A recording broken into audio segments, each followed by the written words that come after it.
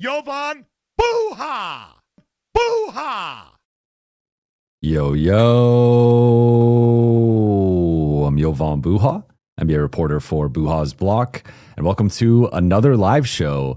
What a win for the Lakers, beating the Toronto Raptors 123-120 on a game-winning three-pointer by Rui Hachimura. And the assist from LeBron James passing up a chance to continue his historic scoring streak. It snaps after 1,297 straight games scoring in double figures. That is nearly in 18, almost going on 19 straight years for LeBron with this streak. The last time he did not score in double figures was, I believe, January 5th, 2007. So we're a month away from the 19-year mark. And LeBron, as he has always done and sometimes been criticized for, makes the correct basketball play. He could have forced that to try and get the glory of hitting a game-winning three or a game-winning jumper, or maybe trying to get to the rim, get a foul. But he makes the right read and swings the ball to Rui Hachimura, who is unguarded in the corner. Rui hits the first game-winning, believe first game-winning shot of his career, definitely first game-winning three-pointer of his career. And the Lakers escape despite a wild fourth quarter that so many different lead changes and twists and turns. There were several times I thought the Lakers were going to win. There were several times I thought the Lakers were going to lose, but they improved to 16-5 overall, remain the number 2 seed in the West. They also improved to 7-0 in games that have gone into clutch time, which is within 5 points in the final 5 minutes, and 11-0 when they are leading at halftime, and then also 16-0 when they turn the ball over fewer than 20 times. So they take care of the ball. Some shaky times, especially in the second half, but they take care of the ball for the most part, and they get a much-needed victory without Luka Doncic, who is obviously in Slovenia, welcoming the birth of his second child. It's unclear when he's going to return. I will touch on that in a little bit, but shout out to everybody in the chat. Shout out to the Late Night Gang a little bit earlier today. We're going, but hey, I'm in Boston right now. I'm behind enemy lines, so it's still late here. It's 10:51 p.m. Eastern time. But shout out to everybody in the chat, and we'll say early to late evening gang. But shout out everybody. So let's get into Buha's big picture, which for me is the crunch time Kings strike again. The Lakers remain undefeated, and you do not want to be in a close game with the Lakers where it comes down to execution. And we've seen it with Luka in the lineup, with Luka out of the lineup, with Austin leading the way, with LeBron obviously making the big play and Rui hitting the big shot. But the Lakers have become battle tested now. Like this group has formed an identity where when it comes to a single play or a few minutes of execution, I'm very confident in their ability to string together stops and figure out a way to win the basketball game. And it's not always pretty. It's not always the most efficient or effective basketball, but they found a way tonight to win this game.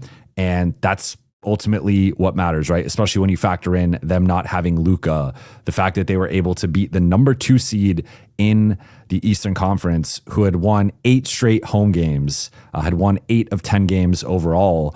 And on paper, and not even just on paper, in actuality, as we saw during the course of the game, presented some challenges for LA. Like this Toronto team is really good, and the ability to attack mismatches with Brandon Ingram and Scotty Barnes consistently.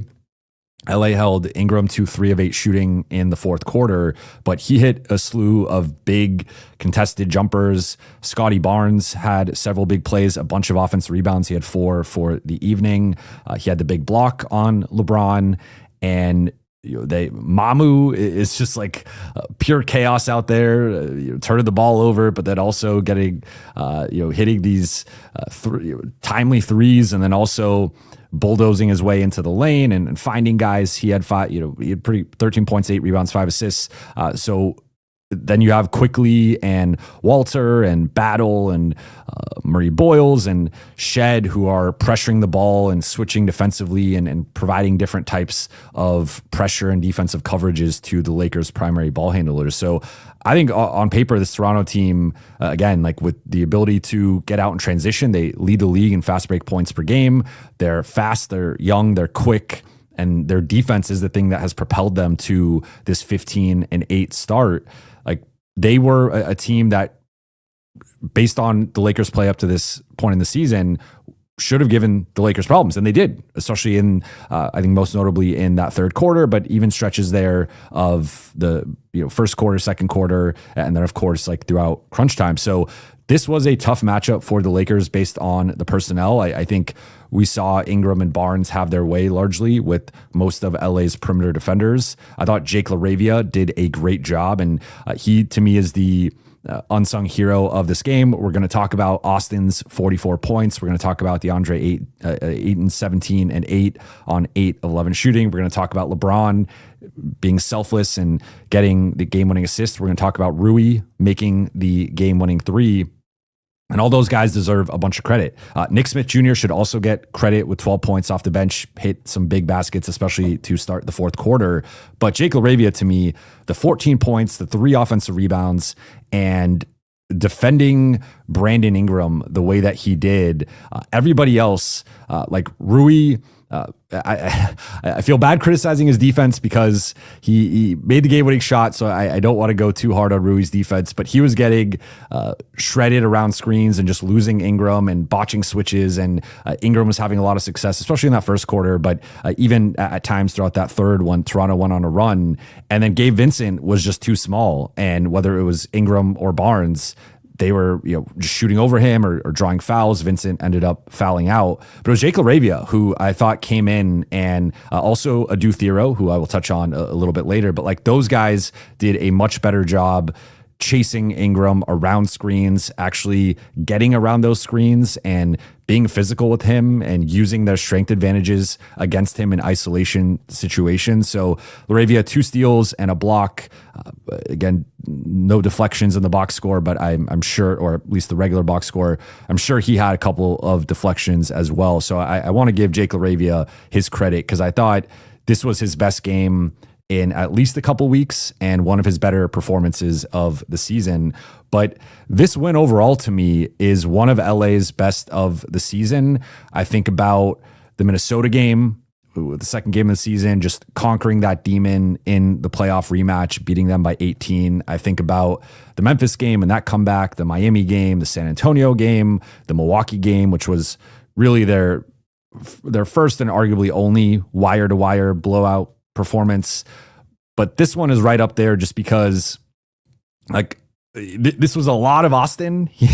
No one else had more than, like, he had 44. No one else had more than 17. He carried the offense, particularly in that third when he had 22 of their 33. And if he doesn't explode for 22, I don't think the Lakers win this game. Like, Toronto dropped 40 in that third, and they were starting to pull away. And every time they'd have a little bit of a lead, a little bit of an advantage, Austin would make, that 3 that he pulled up from like halfway into the logo, it was just like he was on fire and getting downhill. I thought really nice footwork, masterful footwork with his decels and Euro steps, and he did that against the number 6 defense, who threw a lot at him. Like a lot of LA's success stemmed from, part of the reason Austin had 10 assists was because they eventually started sending 2 to the ball or either switching those. And then that allowed some of those deep seals for DeAndre Ayton, or it allowed guys to get offensive rebounding position. So the Lakers did not rebound the ball well defensively because they allowed 14 offensive rebounds for Toronto, but they grabbed 14 offensive rebounds themselves.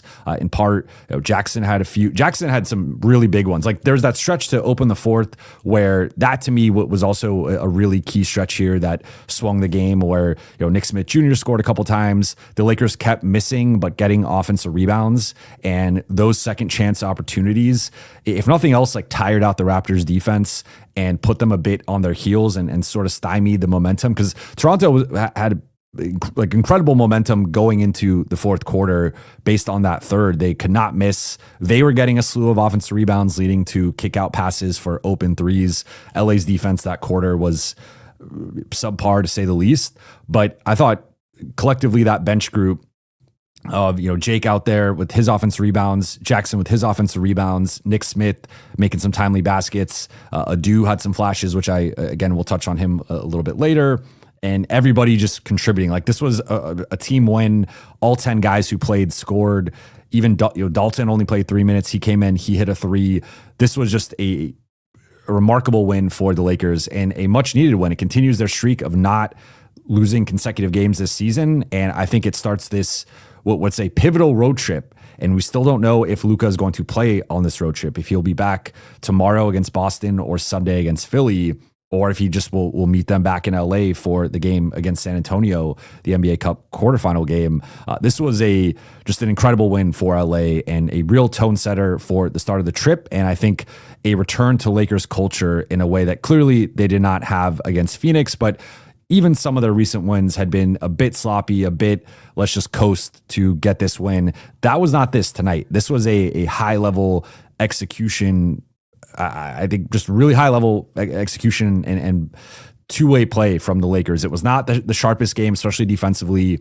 They got picked on in the middle of the floor with Ingram and Barnes. They struggled to rotate out to shooters and get defensive rebounds. But for the most part, I think they locked in when they needed to, and they've been the NBA's best crunch time defense. They showed that again tonight. And then just several key plays from several key players. But of course, looking at LeBron with that assist and Rui with the game-winning 3.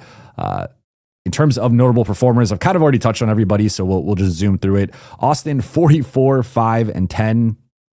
Did have 5 turnovers, but LA was able to, in those half of LA's turnovers, but he was the high usage primary ball handler. They were throwing the kitchen sink at him, and I thought he handled it well for the most part.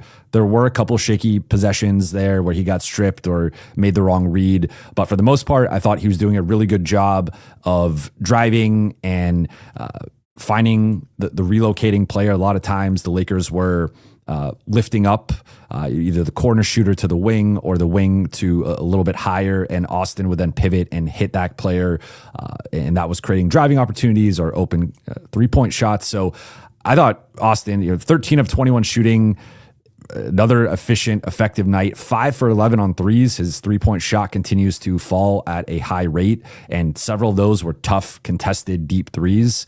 13 of 15 at the free throw line, got back to the free throw line after only 1 attempt against Phoenix. And again, 5 rebounds, 10 assists. Then DeAndre Ayton, 17 points, 8 rebounds, a couple blocks. I thought his defense tonight was really impressive. I thought he was doing a really good job of going on his switches with Ingram and Barnes and staying big, keeping hand high, contesting. We talked about it on Lakers Collective this morning.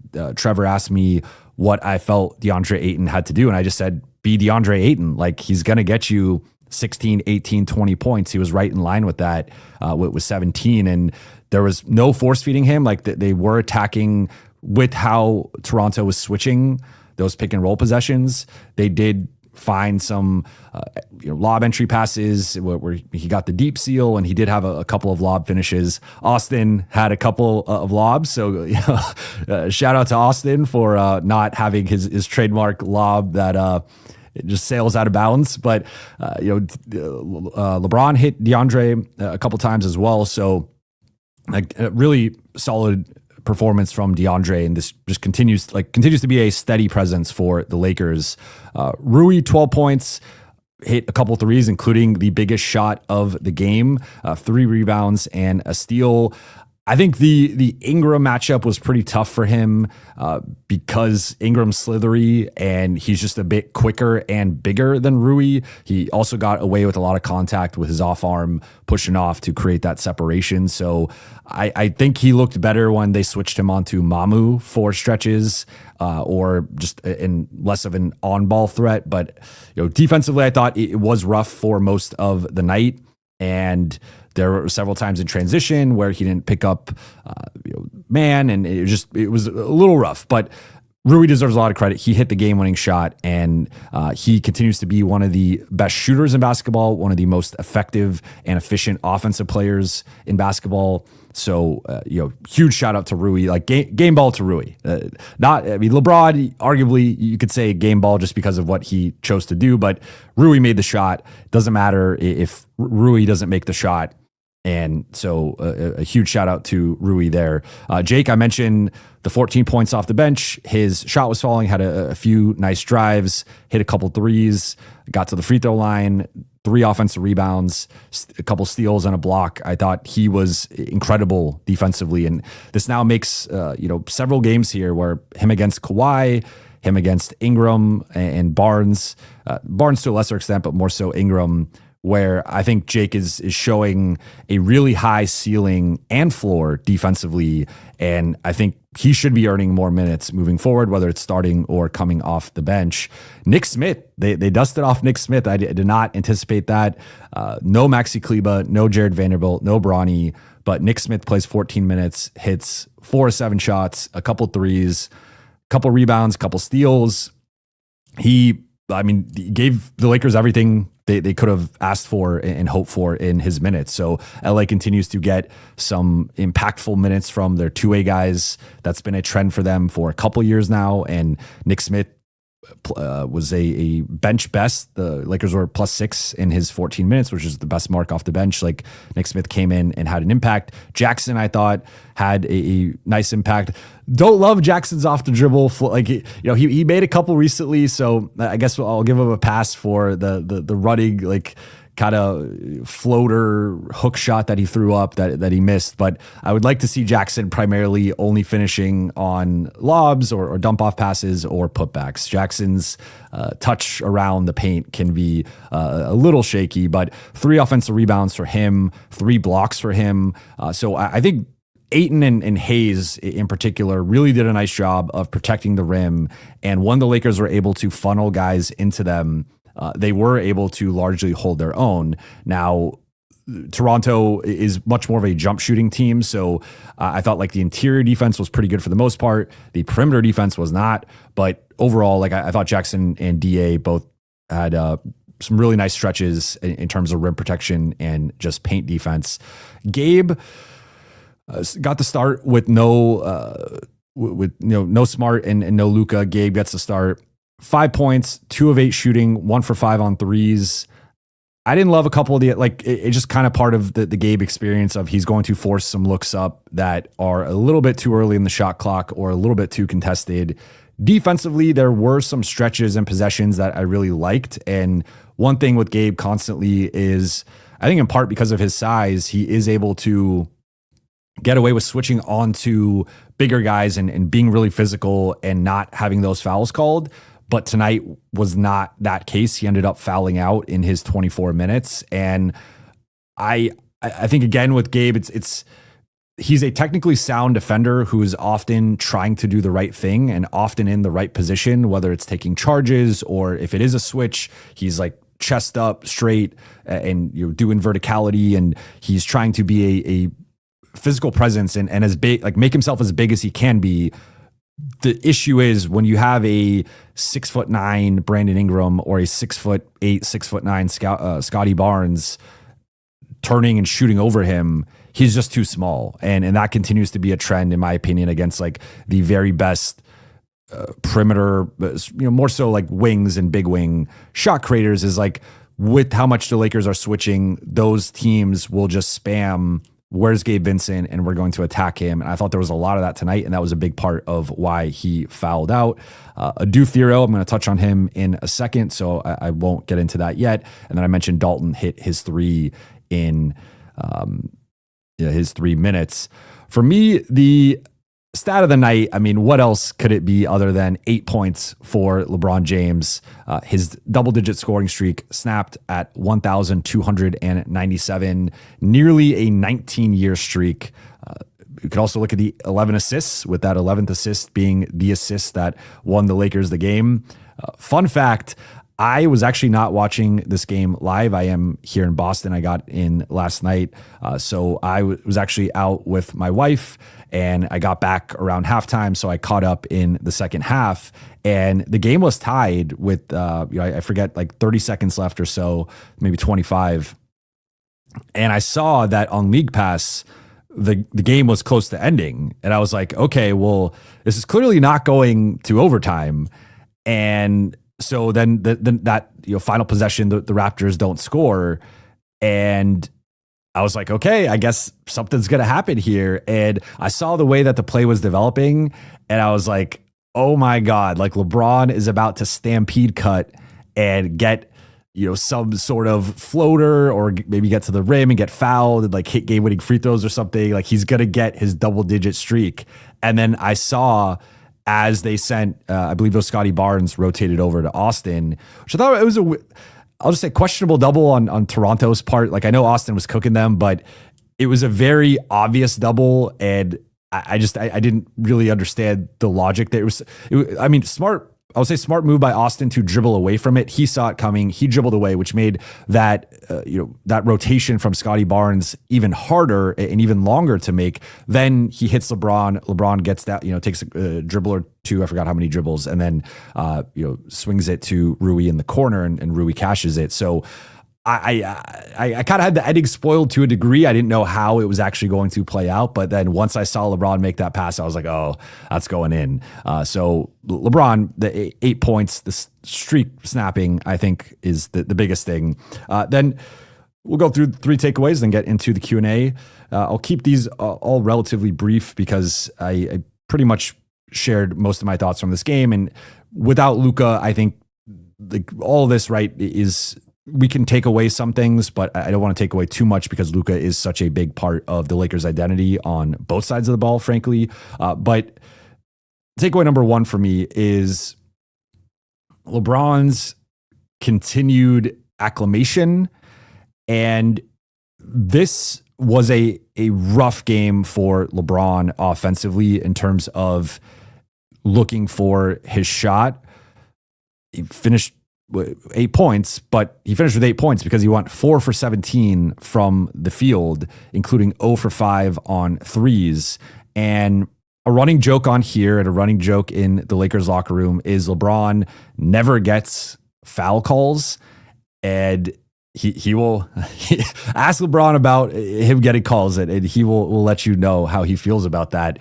And certainly there was an element of that tonight where I thought, he did not attempt a free throw, and with how much he got downhill, there probably should have been at least 3 or 4 times where he was fouled that were not called.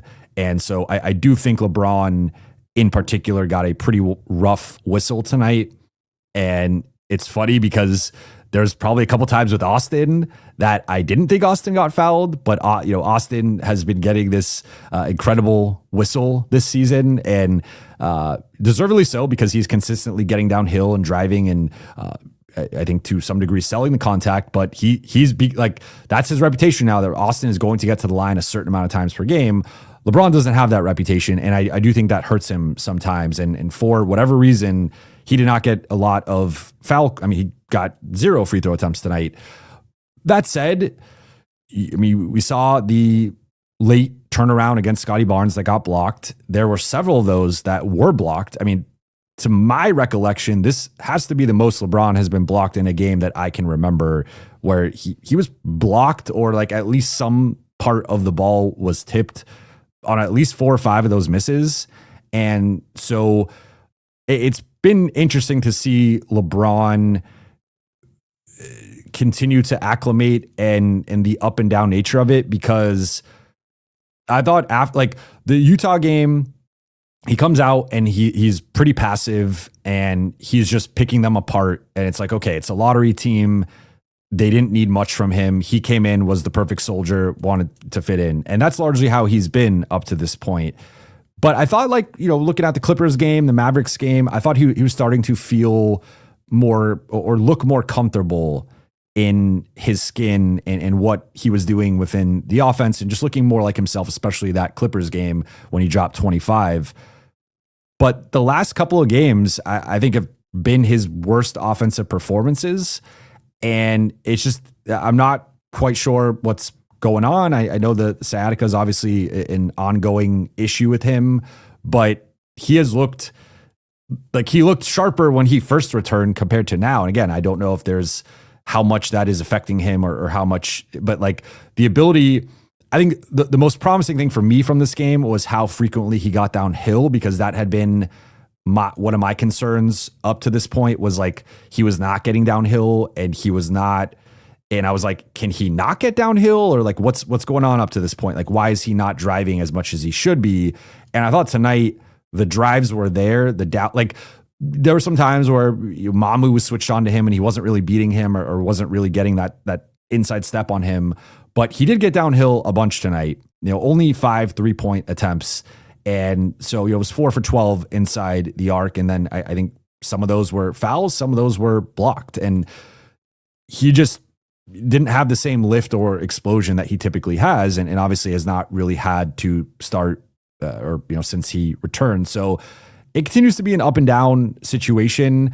I thought, for getting downhill was notable, and then of course the playmaking with 11 assists. Like there were several give and go opportunities that I thought really caught the Raptors off guard. Like there was one play where I think Jackson gets it on the short roll, kicks it back out to LeBron, and then Jackson's man starts to shift over toward LeBron. So LeBron hits him immediately, like within half a second. Jackson gets a basket, had a similar interaction with DeAndre Ayton. So his playmate, I think at this point, I'm not sure how long some of these offensive struggles or offensive limitations are going to last. I think it is a rhythm and rust and him still getting his legs back and him being a relatively slow ramper upper, which isn't really a word, but again, go back to last season, he had a relatively slow start to the season.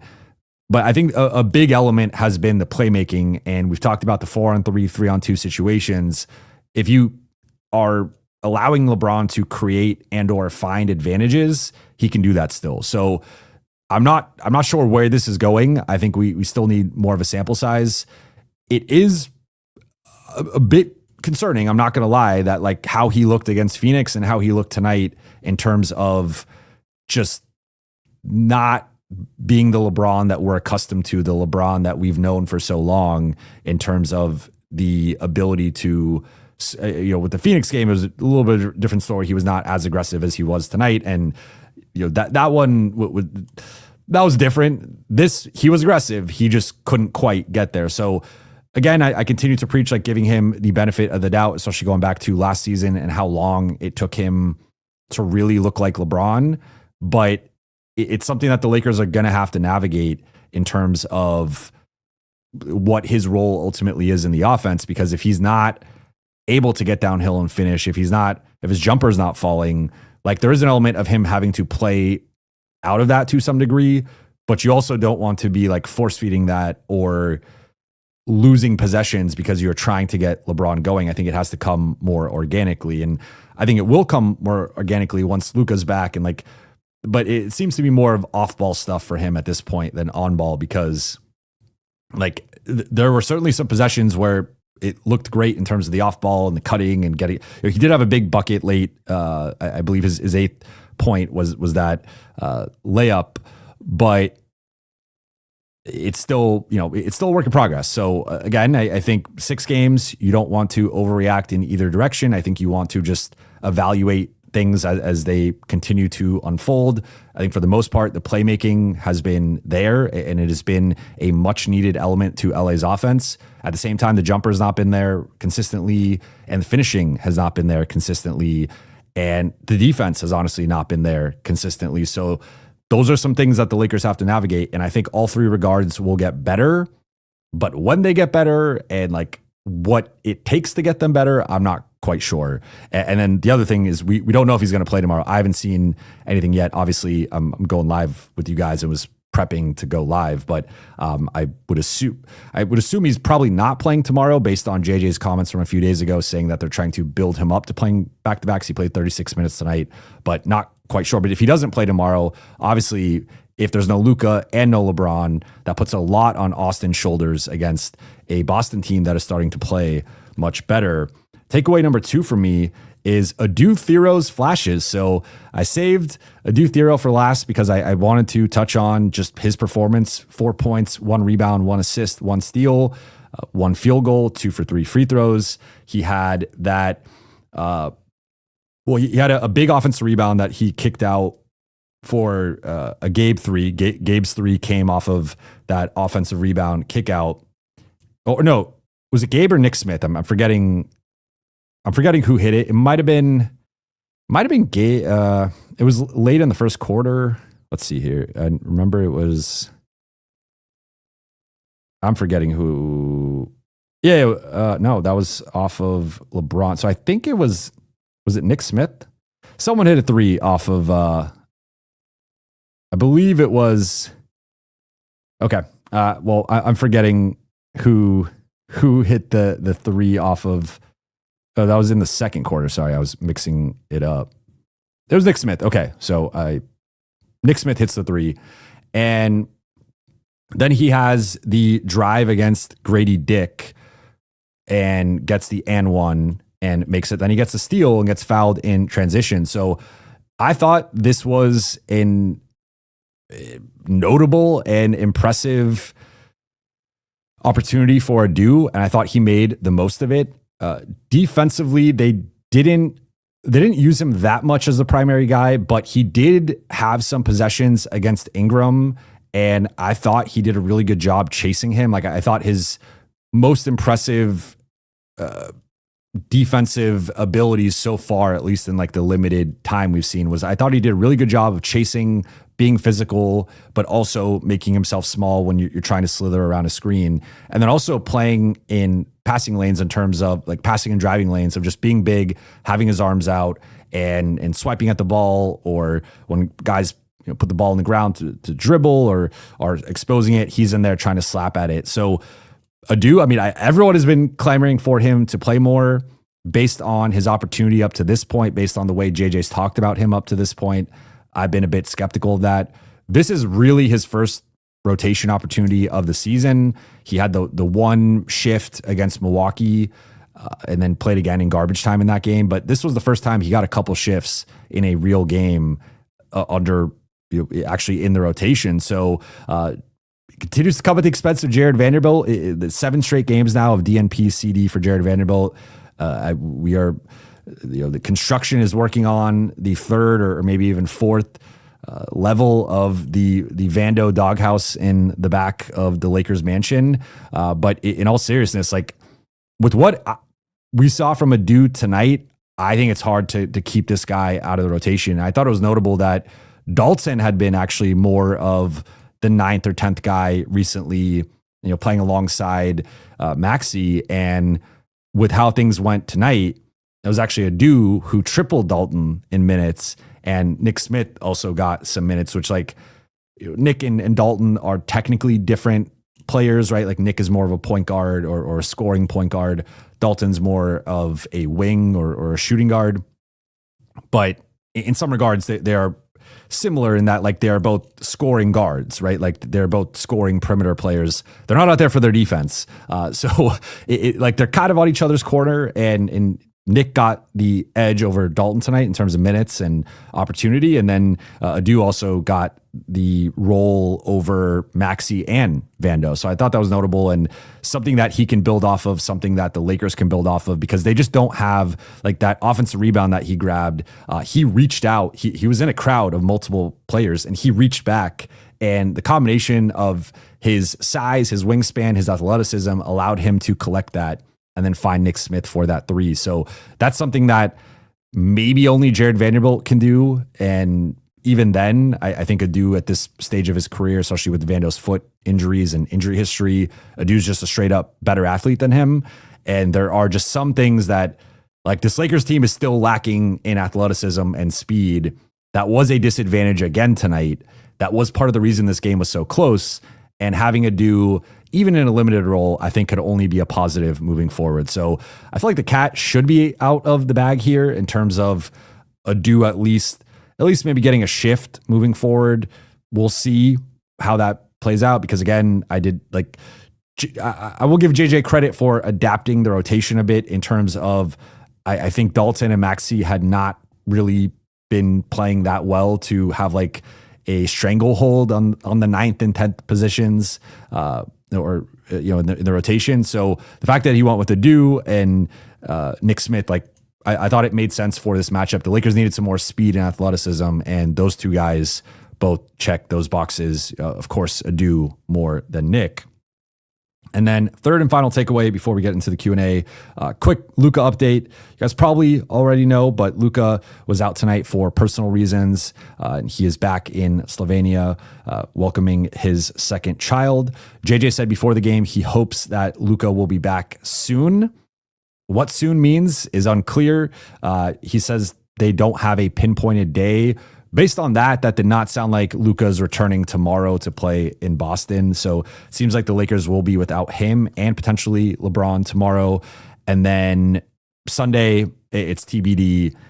It is a long flight, of course, and I would assume he'd want to spend a little bit of time there before coming back here. So wouldn't be surprised if he ends up just returning for next week's NBA Cup quarterfinal against San Antonio, but I believe there will be a chance he's able to make it to Philly.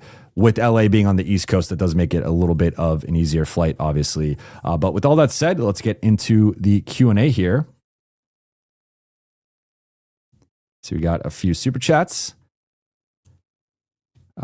Sarah, thank you for the super chat. Coaching staff deserves flowers for adaptability. Yeah, the coaching staff, I think, coached a great game tonight. First and foremost, foremost, JJ Redick.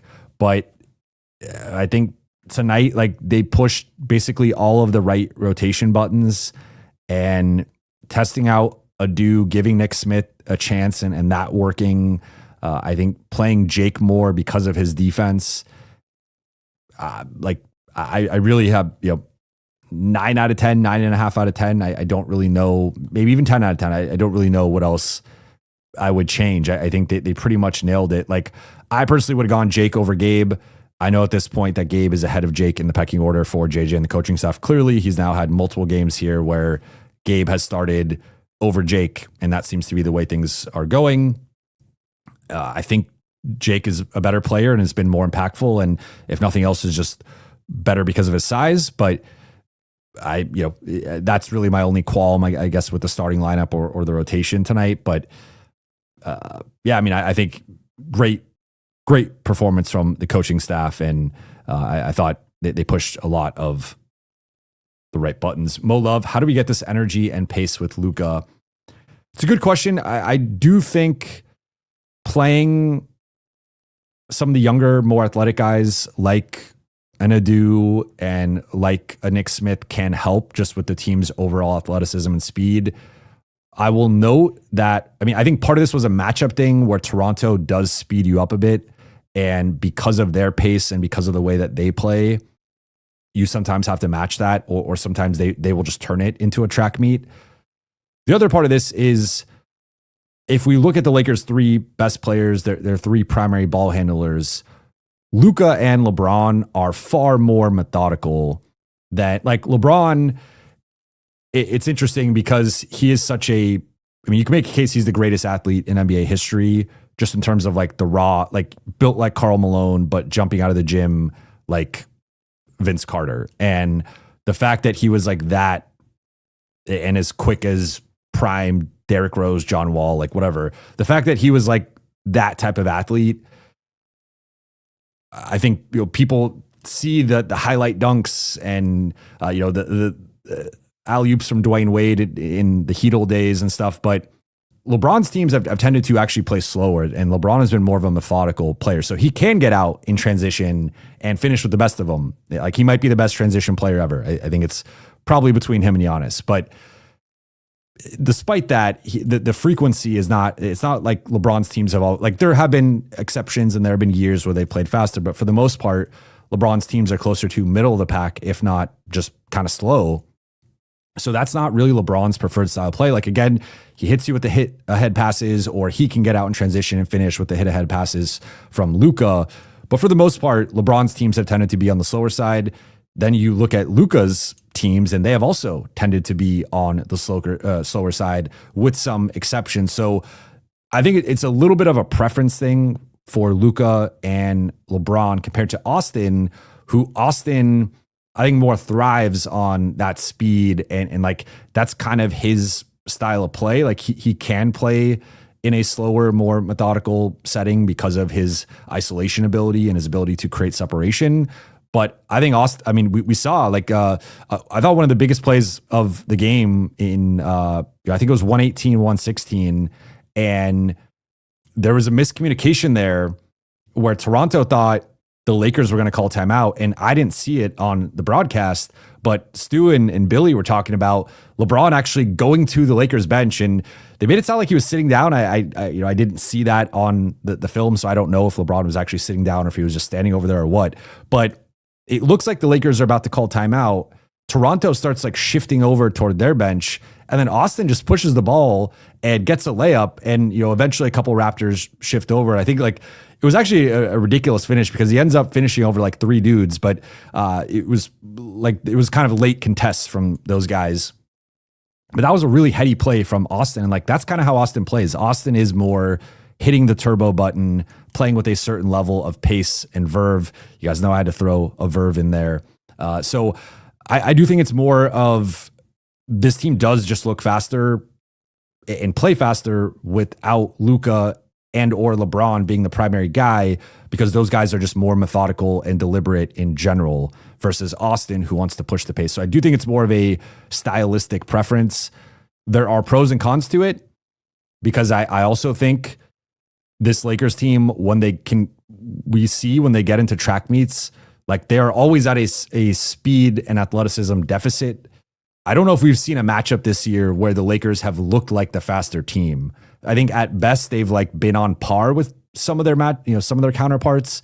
Most nights they just look slower. So there is, I think, a limit to how this team could play in terms of pace. And like, I thought, especially in that Phoenix game, it was glaring to me. I made this point earlier on Lakers Collective, like go back on some of those transition opportunities for Phoenix and pause the film.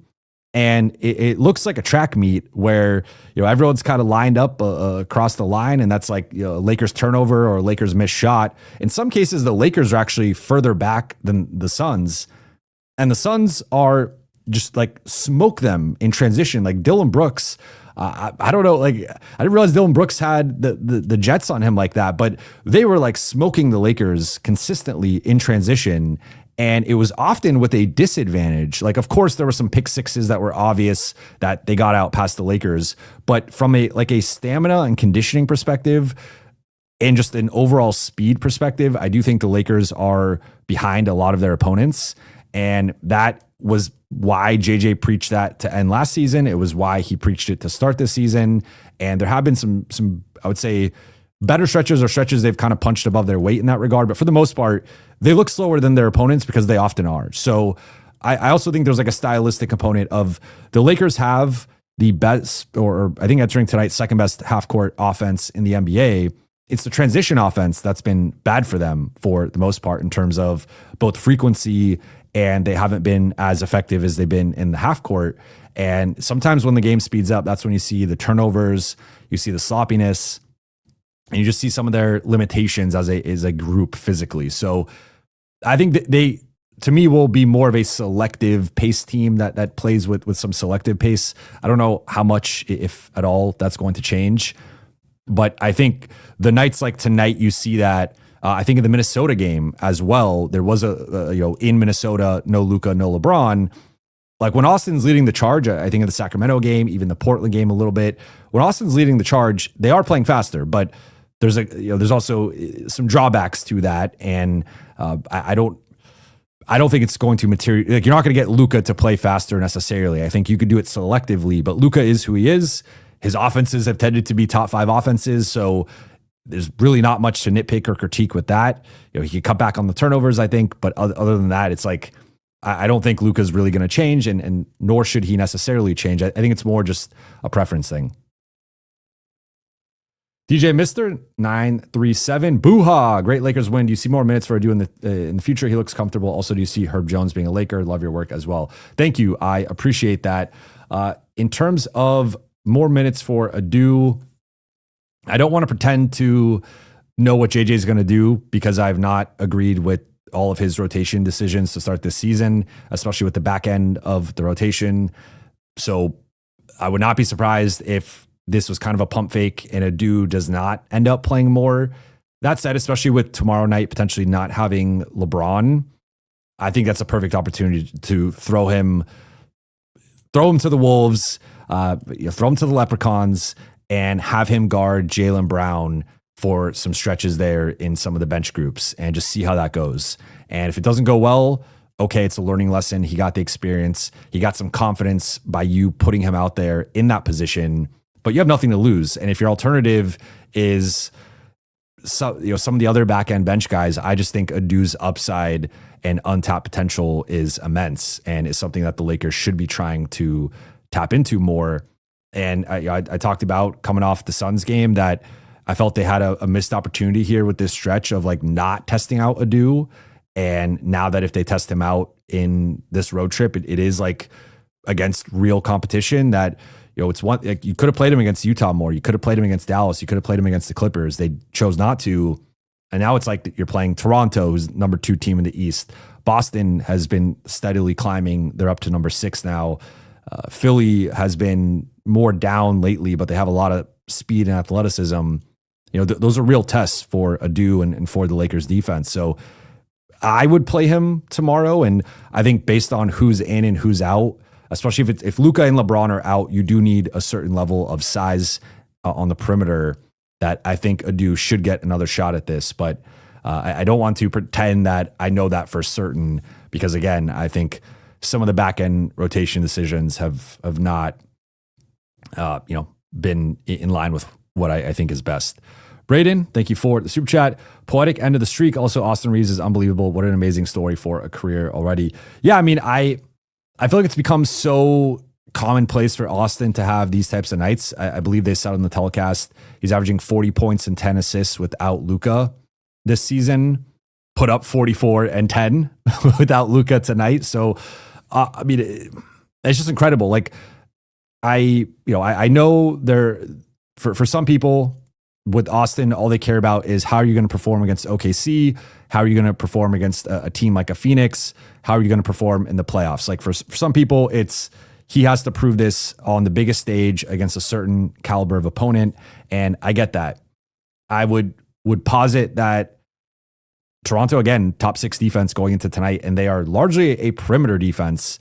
They do have Jakob Poeltl, who's been statistically one of the better rim protectors or above average rim protector over the last few years. But this is largely like Jamal Shed is a legit, like Davion Mitchell clone who's out there pressuring 94 feet, and it's tough to screen that dude. Like he's a beast. And Austin, I thought handled that challenge very well and met pressure with pressure. So I think Austin continues to just chug along as a clear all-star and all-NBA caliber player. And this is not normal. Like, I think it's one thing to any scorer can have a hot night, right? Like you go through certain players' career highs and they have dropped, there are plenty of like bench scorers or even starting scorers who drop 40, drop 45, drop 50 in a given game. But those are more like one-off scenarios. Those are not consistent scenarios. And I think there are a lot of guys who, if you put them in this situation right now, they would not be putting up anywhere.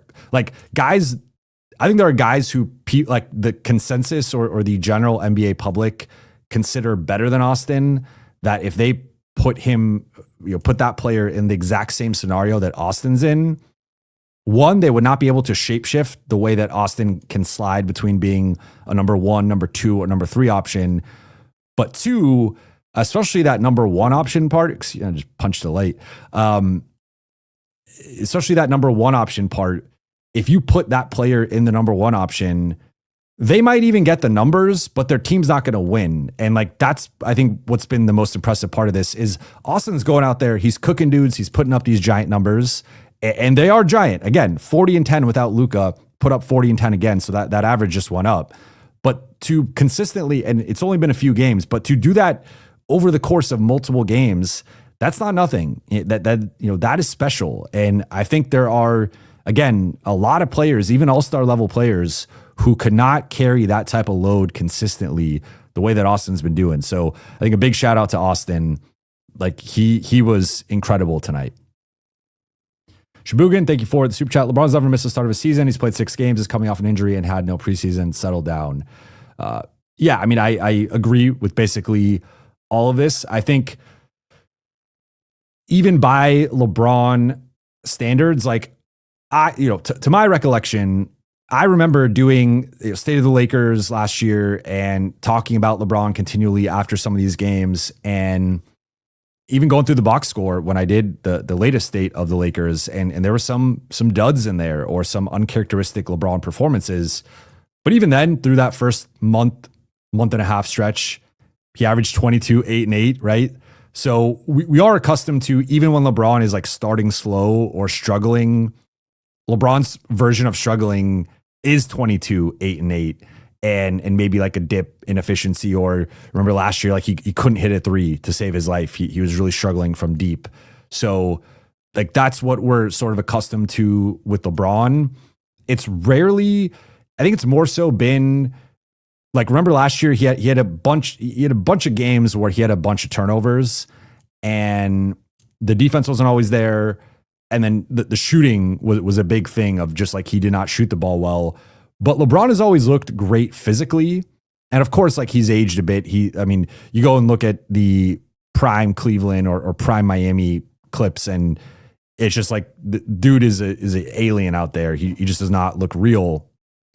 But I think even going back to last year when he had the struggles, they were less physical, I want to say, than just like sometimes like the mental processing with the turnovers. And then again, like the jumper wasn't falling, but you could call that physical, I guess. I think it's a combination of physical and mental, or just, the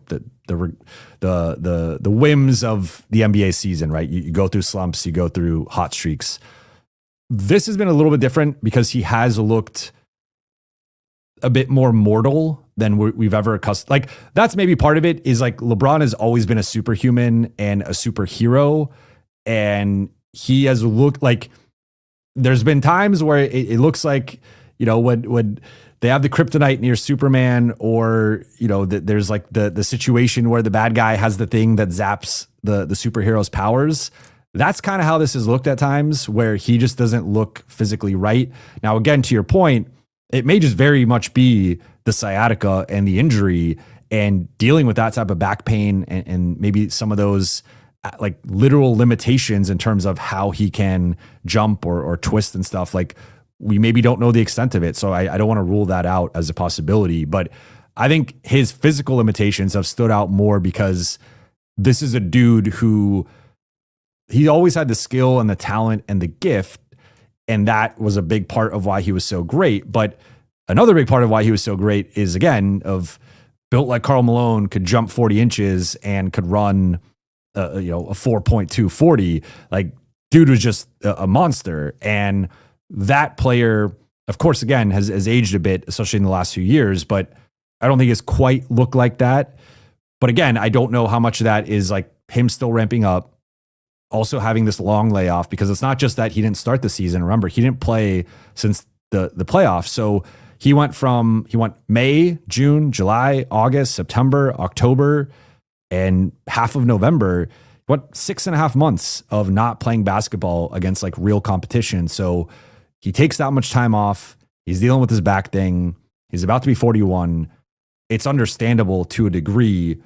I think it's just been interesting to see, again, like some of the physical stuff has not quite been what we're accustomed to, even when he is like maybe not playing his best. But this is the first time we've actually seen signs of like physical regression. Though again, I don't know how much of that has to do with how much time he missed and just the nature of the injury. Shabugan, If a Laker had to take one shot to save the planet from an alien invasion, how quickly do you think JJ would pick Gabe Vincent over under 1 second? This is a really interesting question. I mean, I think you probably got to pick Rui, right? Especially after tonight. And just overall, the full season, Rui has been their best shooter. But then you have to factor in like the clutch gene. LeBron, Luka, and Austin have all made game-winning shots, all made game-winning plays. So Lakers have a menu there to pick from in terms of who would take this shot. But to your point, I don't think JJ would go Gabe first, but I think he would go Gabe earlier than most people would. I think Gabe would probably be a spot or two higher than he should be. All right, I've been waiting for this one. Arno de Capo, how realistic is LA landing Giannis? I would say, in general, I think it's unrealistic. However, I think whatever percentage, and unrealistic is relative, right? Because you could technically say something is 49% likely to happen, and that still makes it more likely than not to not happen. So that is like unrealistic. I mean, I guess it depends where you want to put your term of realistic. Is 49% enough for realistic? Is 30%? Like, it's a sliding scale. I guess it's a semantics thing. For me, I would say that based on what's been out there, based on what I've heard, it does seem like New York is the preference. And then if Milwaukee does not, and there are challenges with making New York happen due to their salary situation, their assets, their picks. So if it's not New York, are the Lakers another team in that mix? Like, does he expand that list? And or, does it become an open competition? If it becomes an open competition and it's still a situation where they're at least going to do him the solid of like, hey, we're not going to send you to New Orleans, right? Like we're going to send you to a contender, like a good team, but we got to have a little bit of a competition here. That's why I think it opens up, and teams like OKC, Houston, and San Antonio could get involved, and they can make way better offers than the Lakers or the Knicks.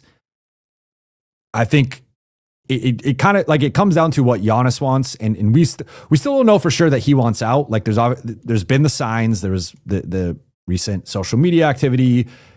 It now, for like the second time in the last few months, has come out that he's talking to the Bucks about his future and the uncertainty. So like the signs are pointing toward Giannis wanting out, Giannis leaving. So I'm not saying that he's going to stay, because I think at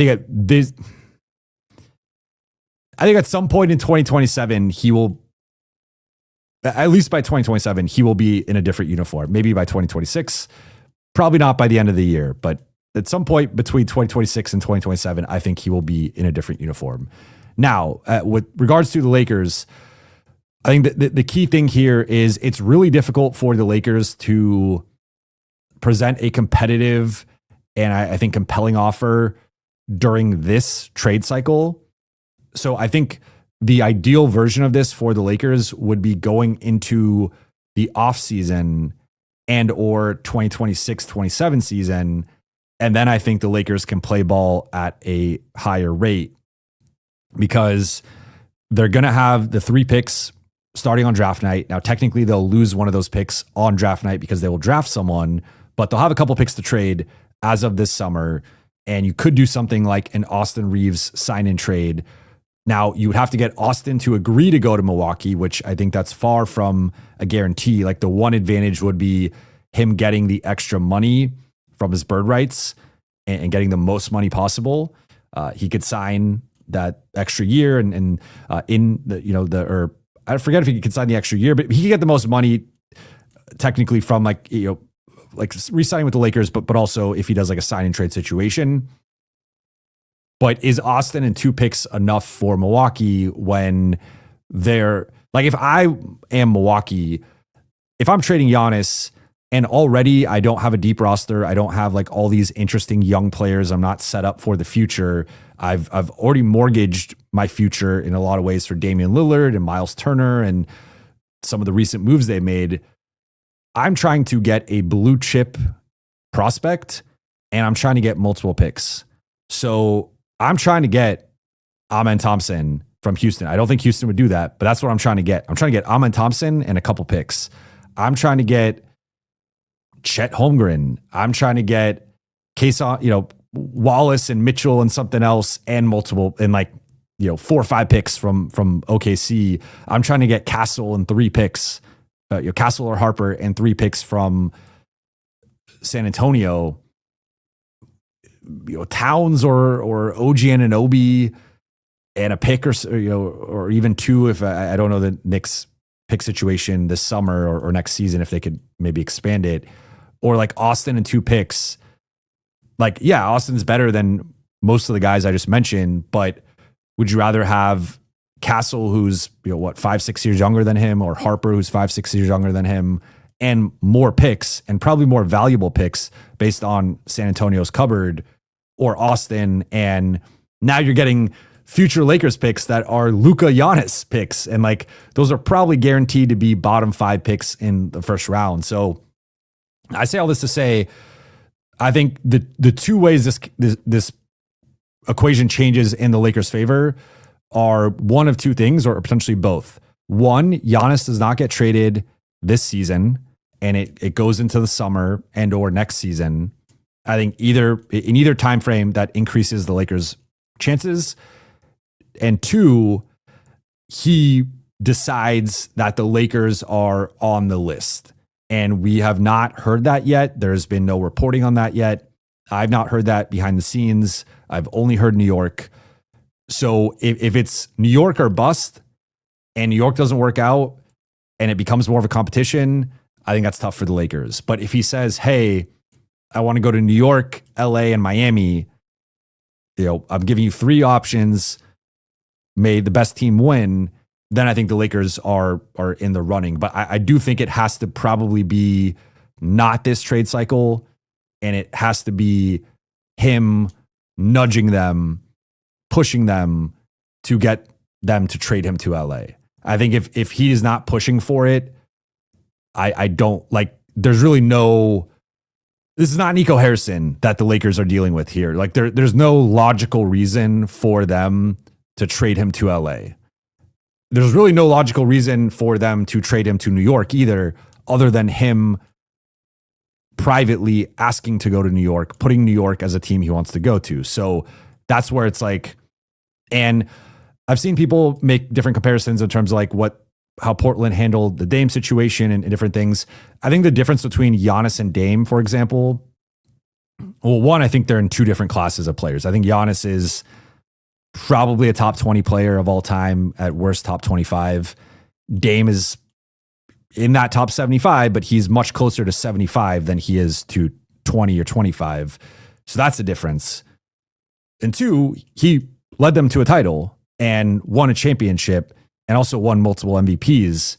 So I think yes, Dame is a franchise icon. He is the Blazer. Giannis is becoming a franchise icon, or is a franchise icon, but the Bucks have a little bit more of a storied history with Oscar Robertson and Kareem and stuff. But he's right up there. But with those guys, I think there's levels to it. Of if I'm Milwaukee, I think I'm more open to trading Giannis to where he wants to go, rather than or in comparison with what Portland was, right? Because for as great as Dame was, it's just a different caliber of player. And I think my opinion as Milwaukee, yes, you have to first and foremost put your team, the organization, the fans, all that stuff. I'm not saying you accept a bad trade. I just think that he is in such rare air for that franchise that if it really comes to a place where they exhausted all options, they tried to keep him, he tried to stay, he tried to work through it, and it just didn't work out. I think the best thing to do would be to honor where he wants to go. Now, again, within reason, right? Maybe the Knicks package just isn't that good, and then you have to go to a plan B. But it does feel like right now the Knicks are the plan A. And that doesn't mean they're the only plan, right? Like the plan B could be the Lakers, plan B could be the field. I don't quite have insight into that as of right now. The only thing I've heard consistently is that he wants to probably stay east, probably go east of Milwaukee. New York obviously checks that, but also New York specifically, and that was the team that Shams reported earlier at the start of the season. So we'll see. I think it's in general unrealistic because he has not mentioned them or it has not come out that he wants to go there, and they don't have a truly competitive package with like the top teams that all have top packages, but we'll see. Look, if you asked me 9 months ago, 9.5 months ago, if the Lakers had a shot at landing Luka Doncic, I would have said no. So anything is possible in this league. This is the most insane league in sports in terms of transactions and stuff happening. But as we sit today, Nico Harrison is not the general manager of the Milwaukee Bucks. And I think the most likely, if I was doing like a betting line, most likely favorite by far, I think, is New York, and then probably one of the Texas or Midwest teams. Jay Spares, thank you for the super chat. Serious question about AR being better off being the star of the show somewhere. I've been an AR skeptic, but he looks straight up like a 1A guy, crazy leap. Yeah, I mean, I think he's shown an ability to do that. I wonder... I mean, a point I made last week, or not last, we're going twice a week now. So I made it earlier in the week with Austin is like, Jason was making the point that he thinks Austin's been a top 10 player up to this point in the season. I wouldn't go that far personally. I think Austin's been like, and his argument was largely just like, if we take away names, if we take away like previous production, status, pedigree, all that stuff. If we're just judging guys on like game one of this season to, at the time, game 18, 19, whatever it was, Austin has been a top 10 guy. I'm a little bit lower on him than that, which will shock some of you. I think he's probably somewhere in the top 15-ish. And, depending on how much you want to hold some of the, like he's been pretty rough in the Lakers losses. So depending on how much you want to hold that against him, like definitely top 20, probably top 15. I mean, I do have him as a third team All-NBA guy. So I guess by that, he's a top 15 guy. But I think there is a difference though of every single night being the 1A versus most nights being right now the number 2, some nights being the 1A. And then like longer term, potentially even being number 3. I don't know how they're going to navigate that with Austin and LeBron. It does feel like with the way things are trending, it's probably going to be Austin the number 2, LeBron the number 3.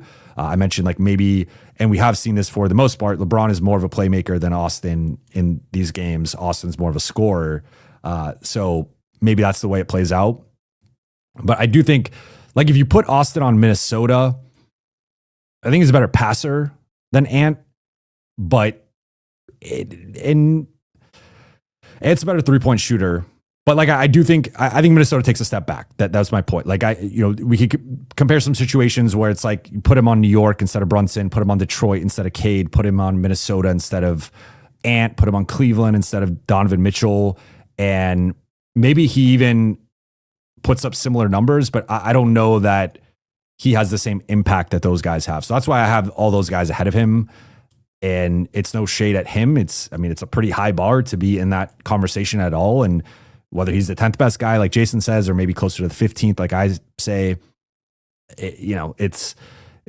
we're plucking hairs at that point, right? So I think he's right now in the conversation for the best number 2 in the NBA, which I did not have on my bingo card going to the season. I thought LeBron was going to be the best number 2 and still has time to grow into that. And again, I'm not writing off LeBron or his role up to this point of the season, but right now it's been Austin. And that's why I've been saying Luka and Austin have been not only the best backcourt in the NBA, but the best duo in the NBA up to this point this season. They are having a historic scoring season together, the highest scoring duo since 1962. Like that is insane. So yeah, I think he probably can be the 1A guy. I don't know. With Austin as your 1A, you might be more of like a low 40s win team. I don't know if you're getting to that like 50s level the way that like Detroit looks to be Minnesota's been in that mix. Cleveland's obviously been in that mix. New York. I think he's not quite at that, but that's okay. Like if Austin's a top 15 guy and he's your number 2, that's great. You're in a great spot. Mo Love, OG, we have a new Nick the Quick. I like that. And I assume you are, of course, talking about Nick Smith Jr. He is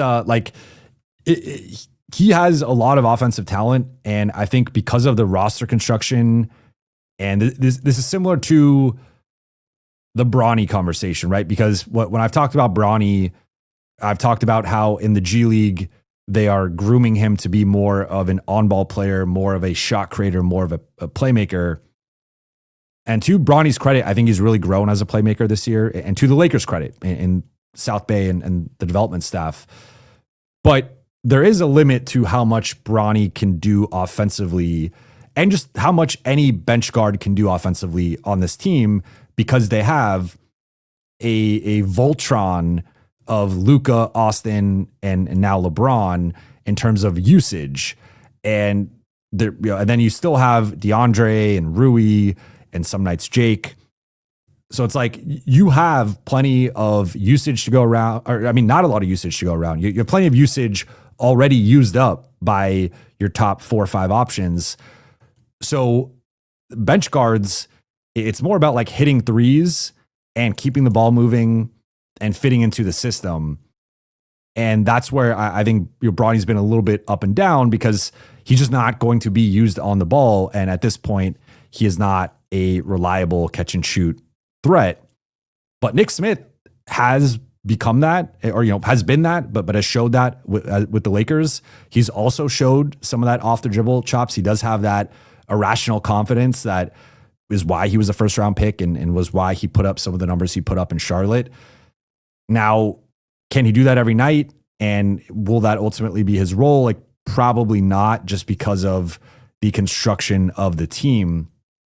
But he is, the Portland game and this game, he's helped the Lakers win 2 road games and 2 undermanned road games. And like, that matters. When we look at the standings in mid-April, wherever the Lakers are at, whether they're at 52 wins, whether they're at 55 wins, whether they're at 58 wins, whether they're at 62 wins, wherever they're at, take away 2 wins and they're probably going to drop a seed or 2. And based on last year, they would have dropped multiple seeds if you took away 2. I mean, Minnesota won 2 fewer games than the Lakers. So they wouldn't have been playing Minnesota, but I think they actually would have been playing Denver, if I'm not mistaken. Like that would have been the 3-6 again.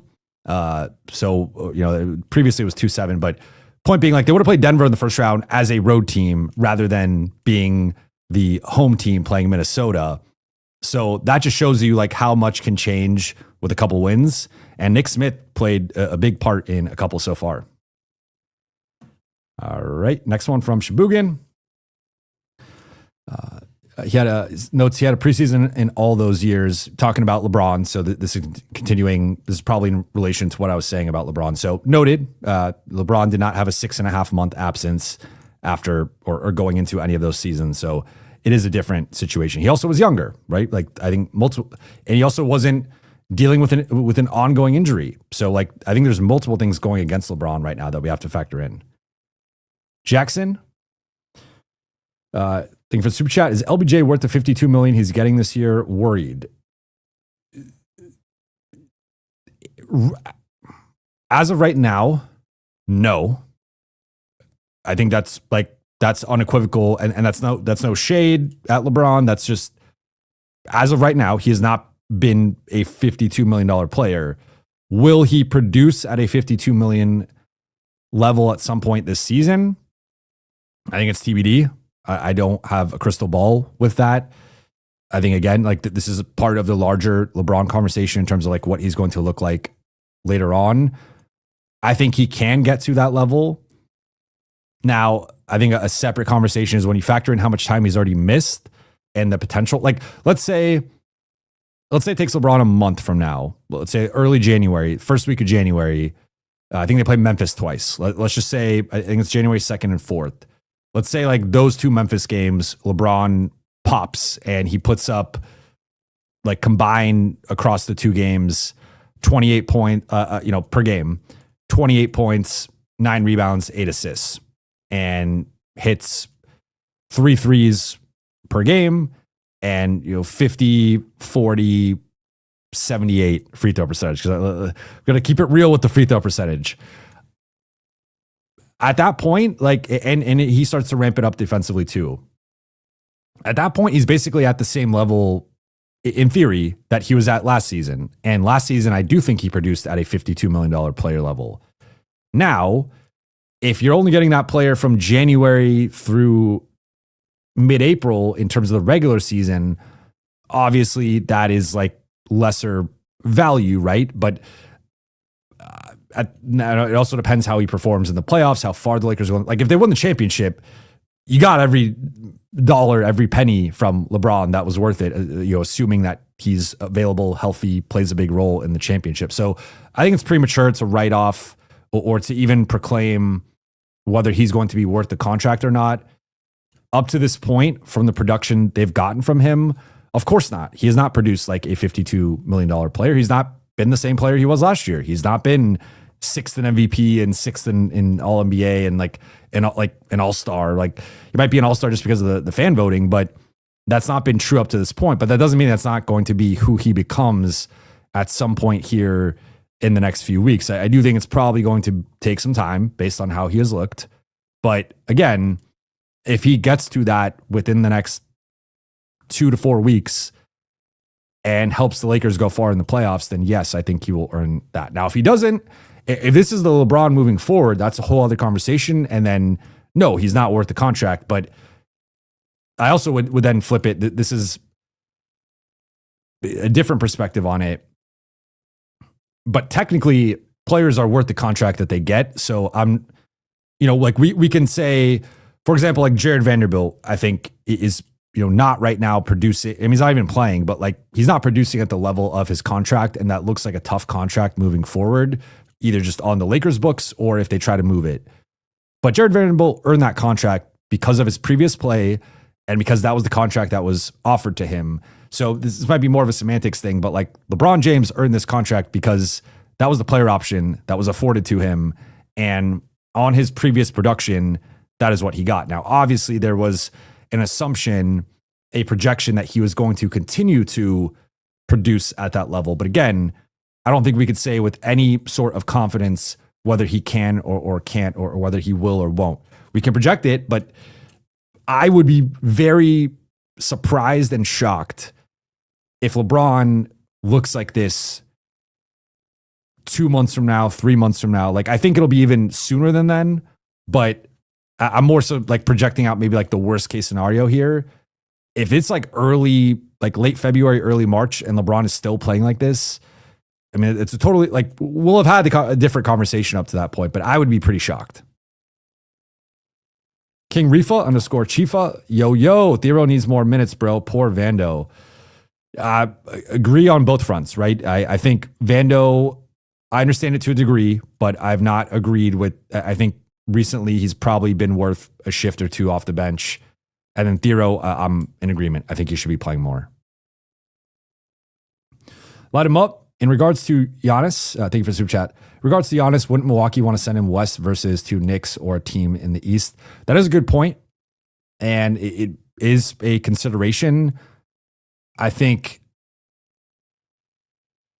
there's a bit of an optics situation here. And ultimately, optics only matters so much, right? You see, the Clippers don't care about optics, right? I think that's fair to say. And, regardless, like the aspiration situation, now the Chris Paul situation, they are sort of operating in what they feel is best for their franchise or organization. Fan reaction, NBA media reaction, NBA reaction, be damned. It's about what they feel is best for the Clippers. Then you have other the Lakers have been a proud franchise in the sense of remember that they gave Kobe the contract that to this day is a very polarizing, controversial contract that a lot of people were against. They said hamstrung the Lakers, and they did that in part because of his prior production, but also in part because of what he meant to the franchise, how important he was. And the Lakers pride themselves on being able to say, we treat our stars a certain way. So there's two sides to the two ends of the spectrum. I think Portland got some flack, right? Like Dame wanted to go to Miami. He did not want to go to Milwaukee, but they did what was best for them and sent him to Milwaukee. And they did take a bit of a perception hit. Now, ultimately, it didn't really matter, and it didn't play out well in Milwaukee, and they kind of dodged. Miami dodged it too.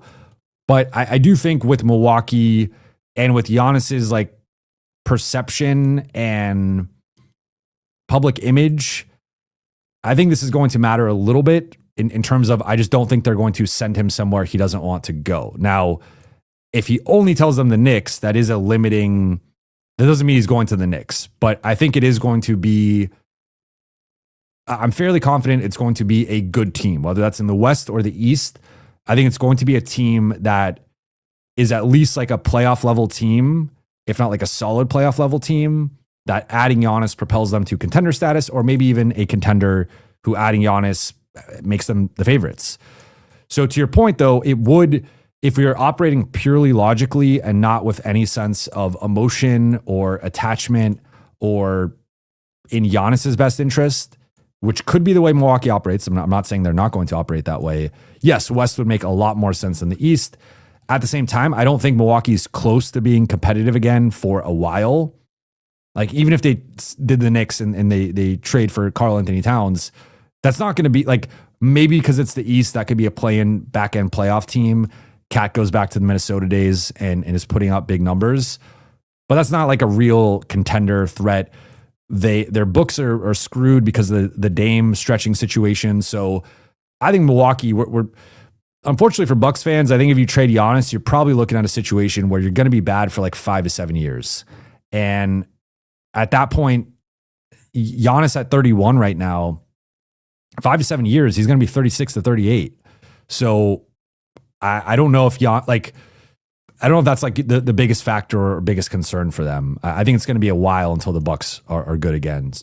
Barring them miraculously landing the pick that is like the number 1 or top 3 pick in this draft or in the next couple drafts. But again, they don't have a lot of their picks, so it's going to be a little tricky for them. So to your point, though, that could help the Lakers if they look west. But again, OKC, Houston, and San Antonio easily top the Lakers in terms of having young, like assuming they're willing to put the young talent on the table.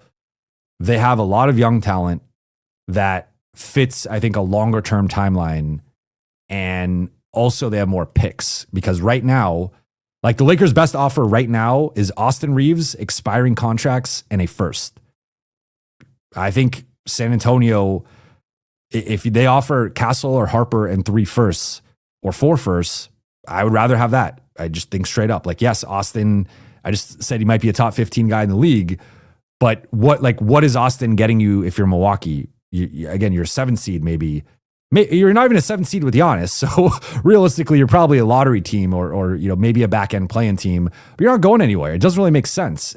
And on top of that, you're only getting 1 pick, and it's a future pick from Luka and Giannis in like 4 to 5 years that I don't think will be very valuable. So that's where again, I think he has to push to go to the Lakers, and or they have to wait until the summer. I think if they decide, if Giannis just straight up asks out and they decide they're trading him this year before the deadline, I don't think that's good for the Lakers.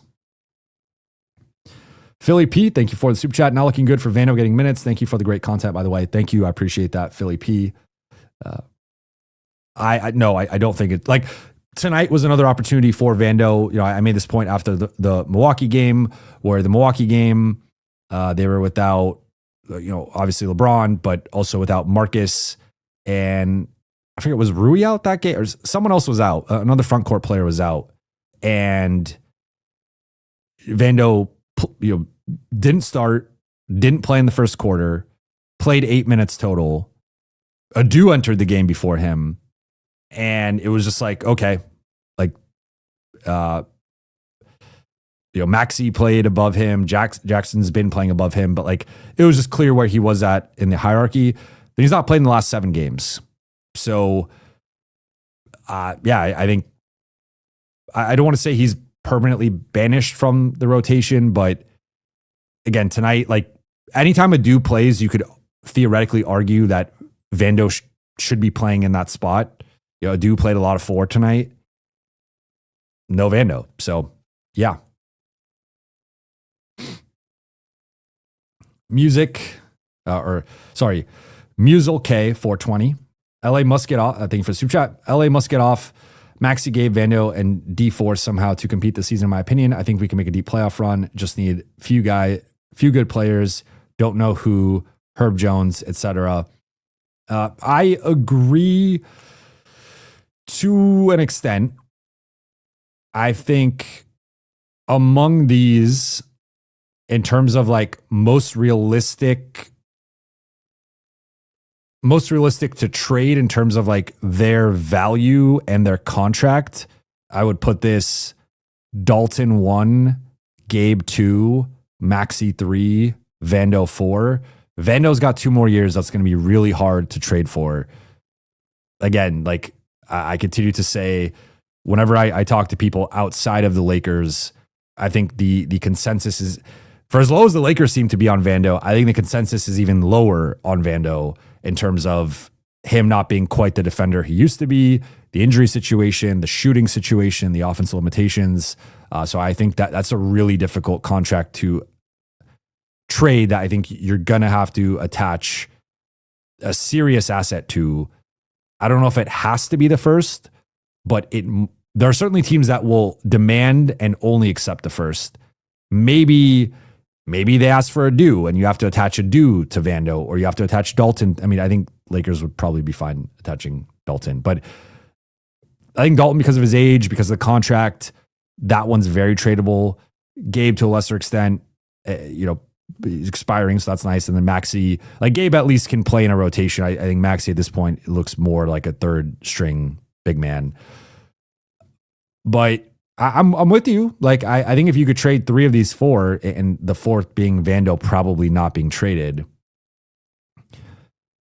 that's probably, like, if anything, I know people made this comparison before. The Gabe situation has kind of been a little Torian-esque. It's not as bad as the Torian situation, just because Torian was actively starting over Rui.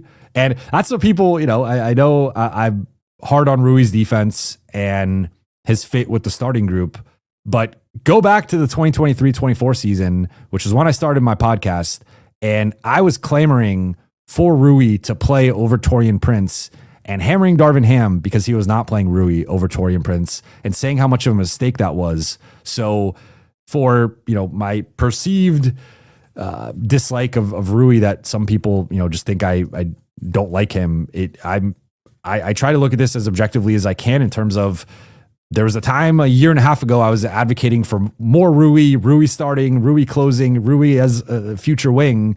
And I think things shifted after the Luka trade, where I just don't think it's a viable pairing as a starting, group. But that's an aside here. I think though, like if they can flip Maxey and Gabe and Dalton into something, and especially taking the Gabe option away from JJ, that was my point with the Taurean comparison, is like with Darvin, it felt like you had to, and hey, I reported this at the time, where the Lakers were considering a trade for trading away Taurean Prince, and Darvin Ham spoke up and defended the Lakers keeping Prince and fought for them to keep Prince. It feels like that would be, if it's February 15th and we heard that JJ Redick defended trading Gabe and pushed to keep Gabe, I wouldn't be surprised by that.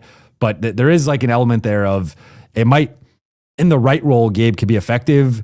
If he's playing over Jake LaRavia or Marcus Smart, that's where it starts to become a problem, in my opinion, where I just think both of those guys are better players. So yeah, I mean, there's several layers to this, but I agree with you. Want to be GM's podcast? Thank you for super chat. Any interest in a Connect/Devin Carter swap? I mean, sure. That doesn't move me that much. I feel like you could probably get more for Dalton. I would rather hold. I would say if you exhausted all options and there was nothing that made sense with like Dalton being included as an asset or Dalton as the primary asset, I'd much rather do Dalton and a second for Keon Ellis or Dalton and a second and a swap for Keon Ellis, something like that. If you can't do that, then sure, I'd probably rather have Devin Carter in like a vacuum, but that doesn't move me. Like, I don't think Devin Carter is in the top 9 on this team. So that's where it's like, would I rather throw in Devin Carter than Dalton? Probably, but I don't feel passionately either way. USC Trojan Zone, why are you talking about Braun and not AR-15's 44 points? I did talk extensively about Austin's 44 points, both during the primary part of the show and during several questions here. So I don't know if this was an older question, but I'm seeing this from 10 minutes ago. I was talking. I mean, I've gotten LeBron questions, so if I'm getting LeBron questions, I'm going to talk about him. But that said, fight on. Shout out SC. Keon Park, thank you for the super chat. Giannis has not set Spurs as destination, and yet do you see the Bucks sending Giannis to a team like the Spurs for better players and picks? So to continue this conversation, he has not said the Spurs. He has not said the Thunder, the Rockets, any of the other teams that people are throwing out. Atlanta, Orlando, Detroit, etc. The only one that we know that has been publicly reported, and the only one I personally have heard privately, is New York. Now, reading this is my perception, my read on the situation. It does seem like Giannis wants to go to a bigger market. And there's a component here of not only getting out of the Milwaukee situation because it's clearly a sinking ship and they don't have a promising future, but it's also, can I get to a better team and probably upgrade from a profile standpoint, from a visibility standpoint, from a market standpoint, and because you can say, like, if we look at the last half decade, and I don't know if it's because he's an international player and maybe there's just a limit to how much those players can connect with the NBA, but like, I think you've seen the boost that Luka's gotten being a Laker. So I don't even know if I fully buy that, but like, I think Giannis should be a bigger part of the sports conversation, of the NBA conversation, based on his success as a multi-time MVP, finals MVP, a champion. He does have a good personality. He's always, saying the wrong thing on Instagram Live, and like he's got the charm and the charisma, and think like, I just tried a smoothie for the first time, like stuff like that. Like he's got that, I think, star quality from a personality perspective. It just has not translated. And I don't know how much that has to do with Milwaukee, but I got to think if Giannis ends up in New York or LA, or to a lesser extent, Miami or San Francisco, the Warriors, that's going to take him to a different level in terms of his stature and like star power. And I don't think that's like the driving force. I think that the ultimate force here is like, he realizes I'm probably never winning another title in Milwaukee if I stay there. I think that's a factor. So I do think that's a point in the column for the Lakers, obviously, as being the second biggest market in the NBA. And I think being the biggest team in the NBA, both domestically and internationally. But to a point about the Spurs, like, I think it depends how Giannis plays this in terms of, does he expand the circle outside of just New York and include the Lakers, include Miami, include some of the bigger market teams that are good? Or is it New York or bust, in which case I think it's probably not probably necessarily, but there's a good chance it busts. And then it's like, okay, well, if it's not New York because we just don't like the package they have, we don't like the offer, because it was reported by Shams that they had conversations and it didn't really go anywhere. Like Milwaukee was not moved by New York's conversations. Doesn't mean it can't go somewhere. But so if you take a step back from that and they don't decide to trade with New York, then I think it probably becomes an open competition, at which point there are several. And like, I think the most fascinating thing that some people have talked about on social media, but I like, if you're OKC, OKC could beat anyone's offer. And I think a really interesting thing is like, can they put together enough of a package with some interesting young guys and the picks?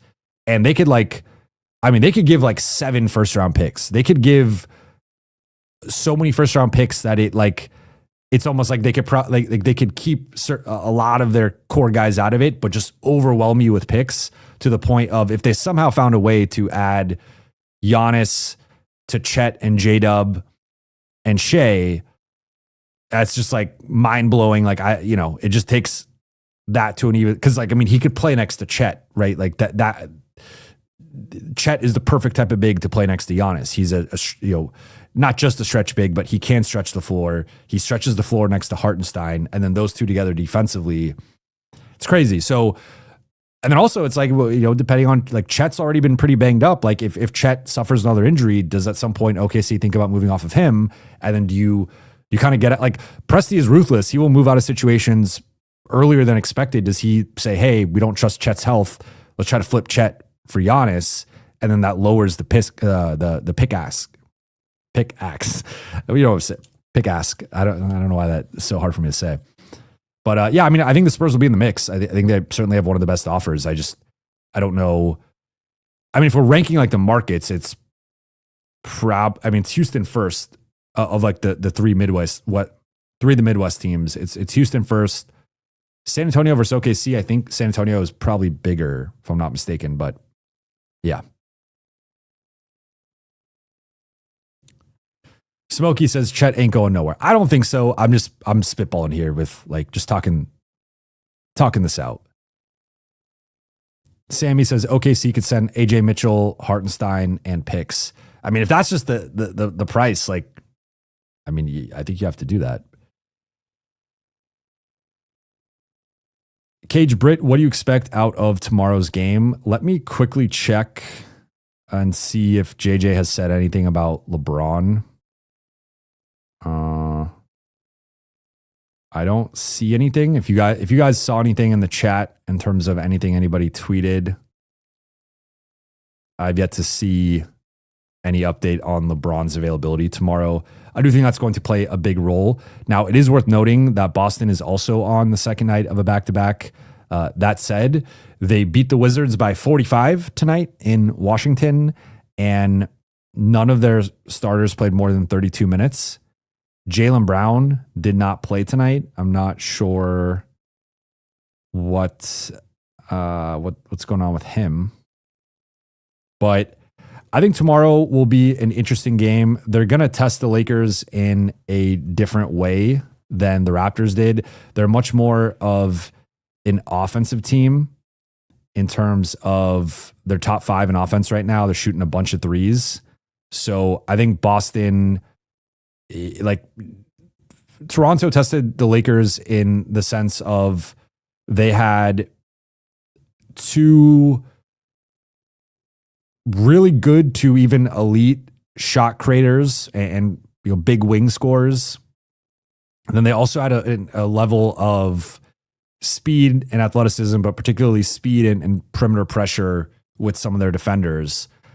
Boston is not as good defensively, and they are also a bad rebounding team, which will be a big advantage for Ayton, big advantage for LeBron if he plays, big advantage for LaRavia, big advantage for Adou, whoever's in the primary rotation. The offensive rebounders, Jackson, they can have a big night against Boston. But I'm trying to see here if Jaylen Brown is playing tomorrow. I don't know why this is so complicated. He has an illness.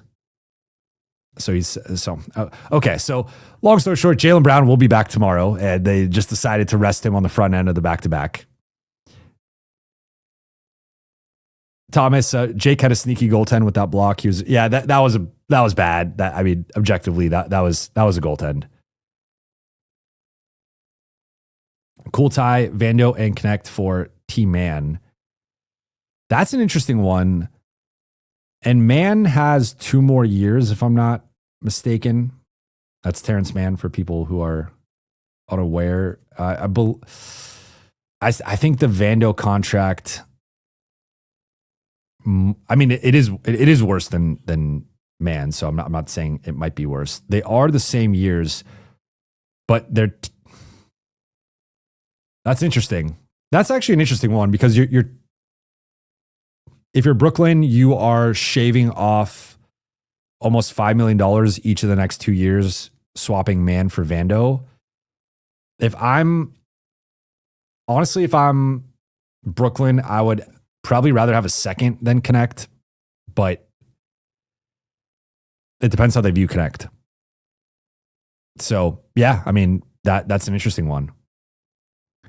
BC says, no way LeBron finishes averaging less than 20 points per game. I would assume you are correct here. I just don't see it. Yeah, so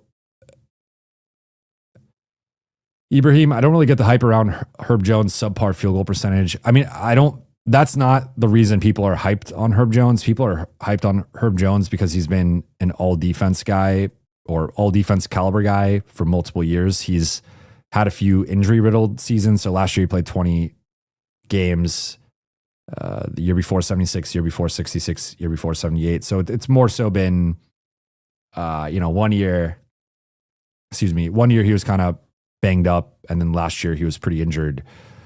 But to your point, yeah, I mean, the 2-point percentage is at a career low. He had been between 53% and 57% on his twos. This year he's at 42%. So that's a big drop off. The pro for Herb Jones is that he's shooting 36% on threes, second highest mark of his career. And he'd actually been in the mid 40s for a good chunk of the season. It has come down, but I think 36% is much more realistic than mid 40s for him. So with that context, like he has been shooting the ball well. He's averaging a career high in 3-point attempts. So the volume is upticked. The percentage has gone up. Now his advanced metrics have declined this year. If you look at, I mean, it's imperfect, but PER, you look at win shares per 48, win shares, box plus minus, VORP. He's been on a negative trajectory with his advanced metrics. So that is a bit of a concern for a player who's already 27. I mean, you could argue against trading for Herb. That's certainly, I think there are a lot of imperfect options and his defense puts him at a different level. But yeah. Sky Falcon says, don't judge Pels players too much. They're a poverty franchise. Players leave and look better on a good team. I mean, when you're a bad team, that's going to affect a lot of things. So certainly a chance there. Kane Carter, hey, Jovan, does JJ have a say on who stays or goes? Does that mean he'll fight to keep Rui and Gabe on the roster? He has a say. He doesn't have the say. The say is ultimately going to be Mark Walter and to a lesser extent, Genie, and then to a lesser extent from that, Rob. But I mean, that's going to be the power trio in terms of Rob doing the due diligence, making the basketball decisions, bringing it to Genie and Mark, and then them signing off on it. But Rob and JJ do collaborate. They collaborated throughout the summer in terms of Marcus Smart and DeAndre Ayton and Jake LaRavia. JJ was on board with all those guys. He is part of that inner circle. So he has a say. He doesn't have the biggest say. Luka's going to have a say too. Luka, I mean, he recruited 2 of the 3 players and it is his franchise and they are going to consult him moving forward as they already have. I mean, they consulted him about Mark Williams and they went out and did it in a few days, right? So that is a factor here. But so, I mean, Luka's going to have a big say too, to some degree, but ultimately it's going to be Rob making the decision of what to do and what not to do, and then bringing that to ownership. Going 5 more minutes here. Mishra says, I would argue JJ has less say than Luka. That's correct, right? I mean, Luka, and that's what, like, I'm interested to see how they approach things, if only because I think they have tended to be more conservative and cautious over the last few years. But if Luka feels like they have a real shot, which I believe he does, and all indications are he does, that could be the thing that pushes them to be like, like, I still think there's a new element to all this with them, with Luka, where it's like, yes, he signed the extension. Yes, he committed, and they've committed to him. They obviously offered the extension. They went out to Slovenia to support him during Eurobasket. They have done, the Backstreet Boys trip. Like, they've done everything to try to go above and beyond. Even the Mark Williams trade, within a matter of days of trading for Luka, it was, all right, here's a center for you. Ended up not working, but they've tried to exhaust every option for Luka, and I would be pretty surprised if that changes a couple months after, a few months after he signs this extension. I think that's going to continue for the time being, for the foreseeable future. So if Luka wants them to do something, and I don't think we'll have that clarity until after the deadline, but if Luka pushes for something or wants something, I think it'll happen. Kane Carter follows up. Hey, Jovan, do you think Luka will fight to keep Rui on the roster? Do you feel Rui is low-key trying to be buddy-buddy with Luka to play with his emotions? And again, Luka seems okay with DFS walking. I think there's no like blanket answer to this. I think it's entirely in a vacuum of they clearly have a really good relationship, and I think that will be a factor. I don't think it means Rui's untradeable. I mean, regardless of how Luka feels, the Lakers already love Rui and like Rui and value Rui. So I think that's going to be its own factor within all this. Then you add in Luka's dynamic and relationship with with Rui. That's its own factor. So there's a couple of factors that I think make it less likely that Rui is traded. But I think if the right move is there and it ultimately caught, like, okay, if Giannis is really on the table and he says he wants to go to the Lakers and it's going to cost Rui, I'm fairly confident Luka would be cool with that, right? So I think it's the context of the move. What's the price? And is it vaulting them to a different level, or is it like a lateral move? I think if it's a lateral move, they probably would rather just keep Rui.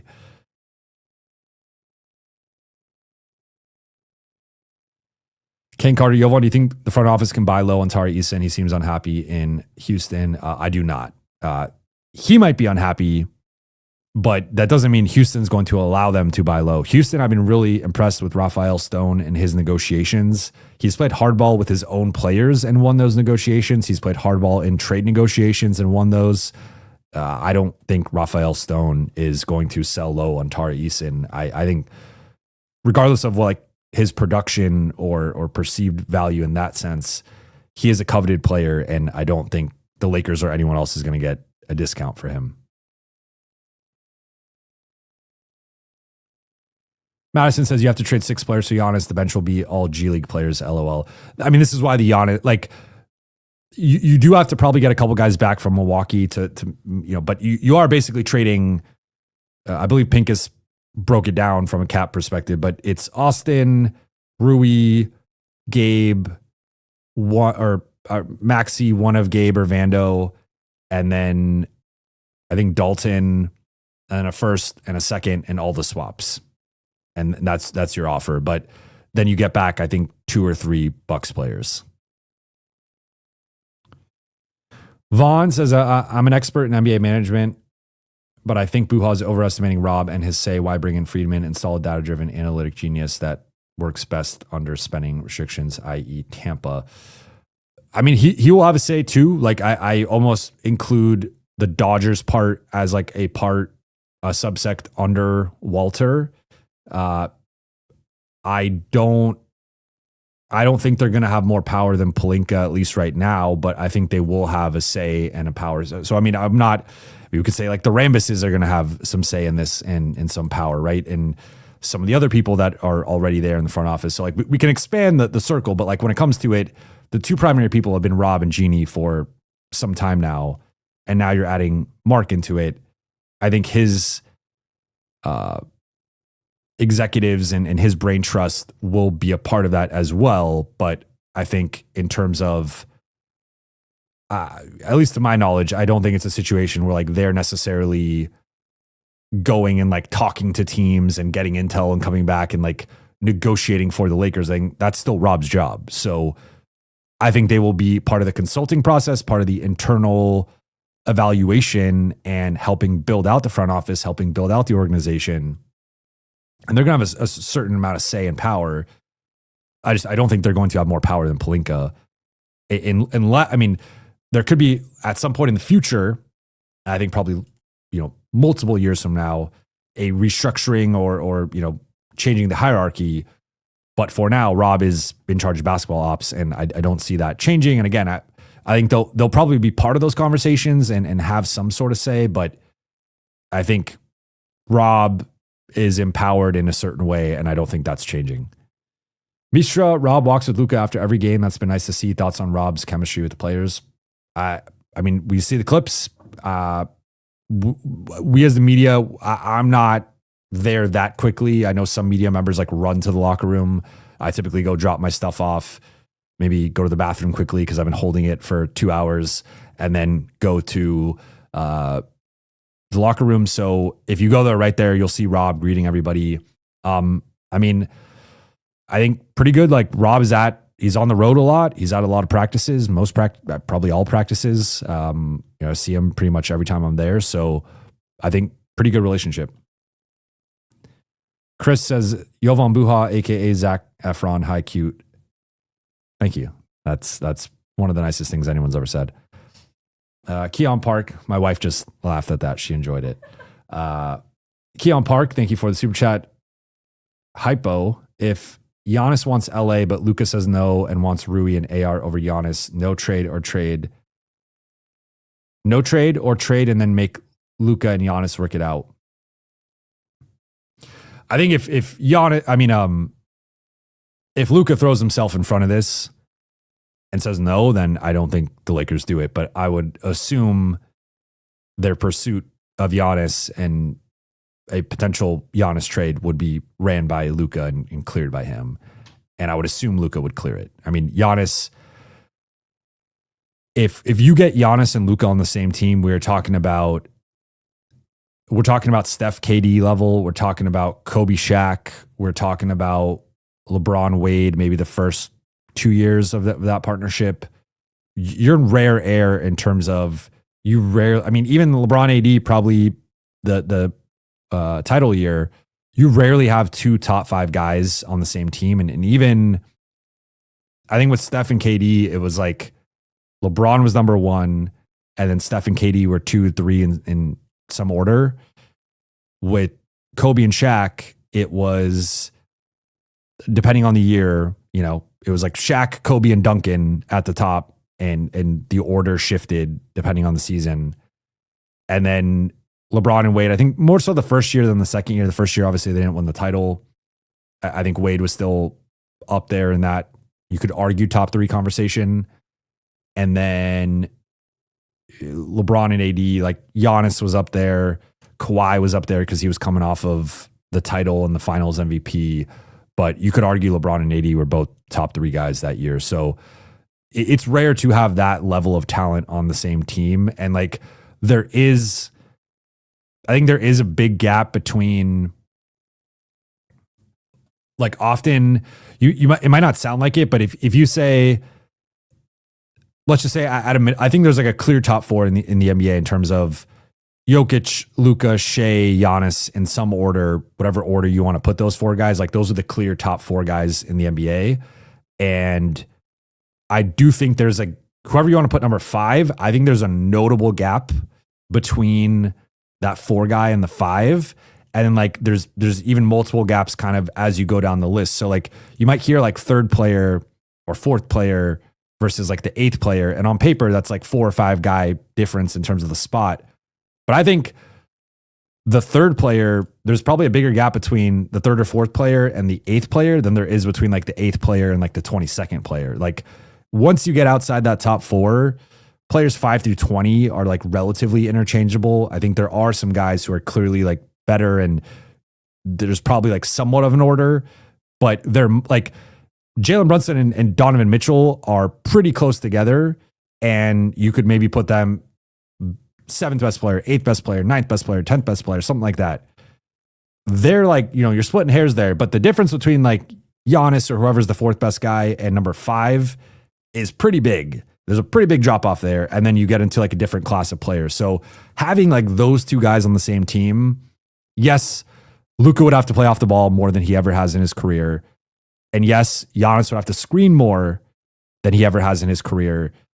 But that's a pretty good problem to have. And just from a talent perspective, it's insane. The New Wave Lee says Giannis nowhere near KD or Steph. Well, historically, I would say you are correct. I think Steph and KD are both top 15 guys, and I think Steph even is on that top 10 borderline, depending on where you want to put him. Giannis for me is probably somewhere in around the 20 mark, maybe 20 to 25, but some, I think you could argue him 18 to 25, and he's, it's probably a fair, general range for Giannis. So like I think that's like relatively close. Like I think Giannis is closer to Steph than he is to Dame Lillard, for example. But to your point, in like a historical context, those two guys are clearly ahead of him. And I do think once you get to that, like similar to what I was talking about right now about like the fourth best player versus like the fifth, or like fourth versus like eighth, or kind of that group, I think like the top 15 is pretty hollowed ground in the all-time rankings. And then there's like a drop off, but like you're dropping off between, first ballot Hall of Famers to other first ballot Hall of Famers. But I mean, Giannis has been a top 5 player for 7 years. Like he's having a pretty good prime. 7-8 years now, he's been a top 5 guy. So I still think at their peak, I agree, Steph and KD, different level. And overall for their career, different level. But my point was not to compare him to them specifically. My point was more so to say when Steph and KD played together, I think they were top 3 players, but you could argue at worst top 5 if you want to throw in like Harden and Kawhi. Giannis is a top 5 player at worst. I think he's a top 4 player really. And so having Giannis and Luka together, we just rarely see that level of talent at the same time. And typically top 5 guys are the first ballot Hall of Famer, win multiple championships, like that level of guy, or at least one championship as the best guy. All right. With all that said, I'm going to wrap here. I appreciate you all for rocking with me for nearly 2 hours. Went a bit longer than I expected, but that is what we do. I'll be back tomorrow night here in Boston after the Lakers play the Celtics. Appreciate you all for watching and listening. For those watching on YouTube, please be sure to hit that subscribe button, turn on channel notifications, and like and comment on this video. For those listening on Apple Podcasts, Spotify, or your podcast platform of choice, please be sure to follow, download, leave a 5-star review. I'll be back tomorrow night. I will talk to you all then. Shout out to the Late Night Gang. Talk to you soon.